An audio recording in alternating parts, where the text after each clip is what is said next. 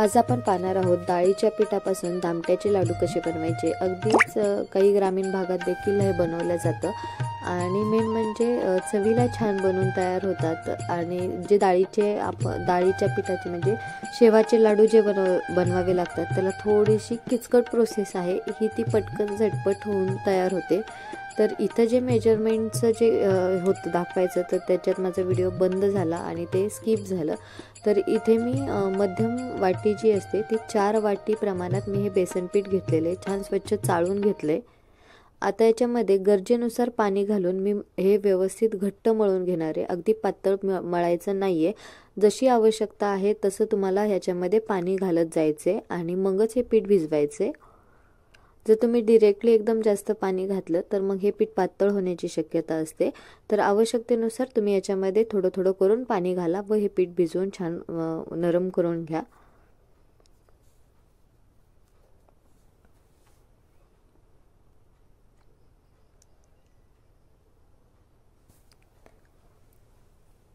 काही ठिकाणी याचेच म्हणजे जी ही प्रोसेस करणार आहोत आपण, जे दामटे बनवणार आहोत त्याच ठिकाणी इथे शेव पाडून हे केलं जातं, याचे लाडू बनवले जातात। तर ते कसे बनवायचे त्याचा देखील आपण एखादा व्हिडिओ मी घेऊन येईल।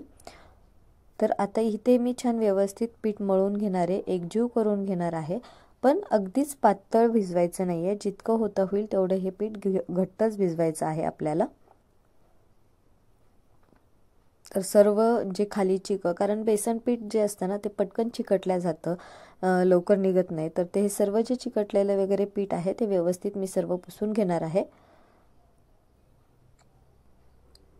व ते छान एकजीव करून घेणार आहे। जर गरज वाटत असेल तर थोडंसं तुम्ही हलकसं ह्याला पाणी लावू शकता। तर मला जेवढं गरजेचं आवश्यक होतं तेवढं मी हे भिजवून घेतले। आता तुम्ही पाहू शकता याची जी घट्ट कन्सिस्टन्सी आहे ती तुम्ही लक्षात येत असेल। याच्यामध्ये खूप जास्त पातळ नाहीये किंवा खूप अगदीच जास्त दगडासारखं घट्ट देखील नाहीये। तर आता आपल्याला या साईजमध्ये गोल गोल आकाराचे गोळे करून घ्यायचे आहेत। तुम्ही कोणत्याही शेपमध्ये कसंही लाटलं तरी हरकत नाही, फक्त आपल्याला हे लाटून घ्यायचंय।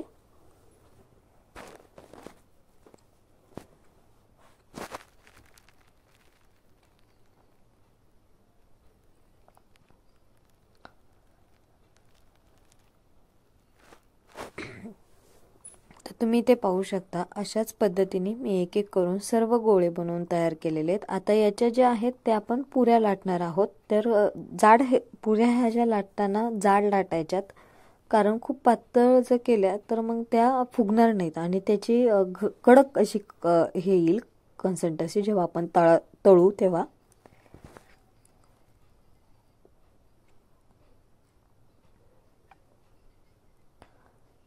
तर मी ते ह्या पुऱ्या लाटून घेणार आहे सर्व एक एक करून।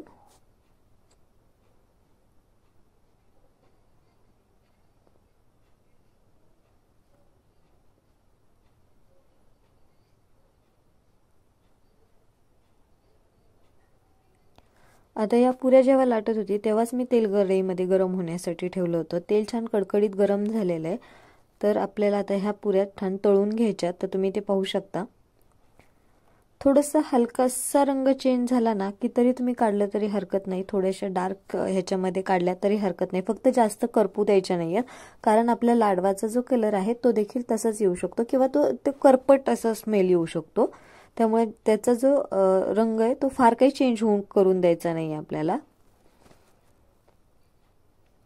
हलकासा रंग चेंज झाला आणि आपल्याला वाटलं की पूर्ण व्यवस्थित पुरी शिजलेली आहे आतून बाहेरून, तेव्हा तुम्ही लगेचच काढून घ्यायची आहे। तशाच एक एक करून मी सर्व पुऱ्या तळून घेणार आहे।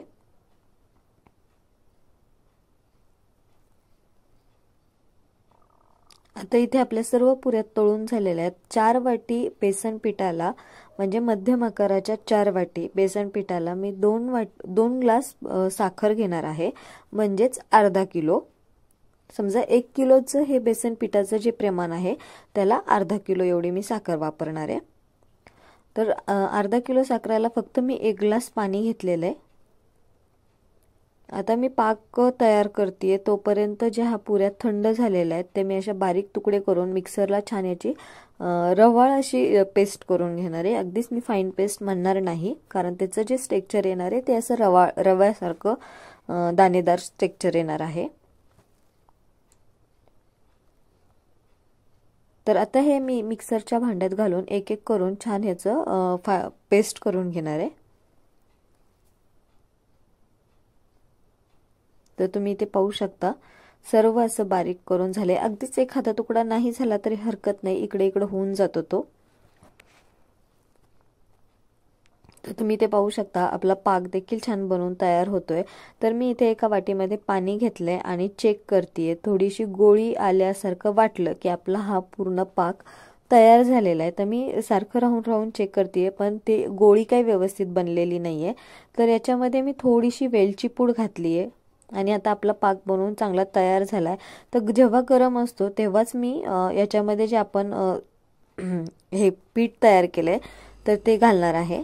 आणि ते पटकन घालायचे, कारण एकाच ह्याला ते लागणार नाही. सर्व पीठ त्याच्यामध्ये व्यवस्थित एकजीव होईल, मिक्स होईल आणि त्याचा जो गोडावा आहे तो पूर्ण ह्या पिठाला मिक्स होऊन चांगला मुरेल. तर तुम्ही ते पाहू शकता. आणि जेव्हा गरम आहे तेव्हाच आपल्याला व्यवस्थित असे लाडू बांधून घ्यायचेत. पण शक्यतो काय करायचे की याला व्यवस्थित गोळी येऊन द्यायची. अगदीच कडक पुढं पण नाही गेली पाहिजे चाचणी आणि आतमध्ये पण नाही आली पाहिजे, कमी पण नाही झाली पाहिजे, योग्य ते प्रमाण झालं पाहिजे. जर पुढं गेली तर त्यांनी काय होतं की साखर पकडते लाडूला आणि आत आली तर पटकन लाडू खराब होण्याची शक्यता असते आणि ते असे गिळगिळे होतात. तर अशा पद्धतीने मी एक एक करून सर्व लाडू बनवून तयार करून घेणार आहे.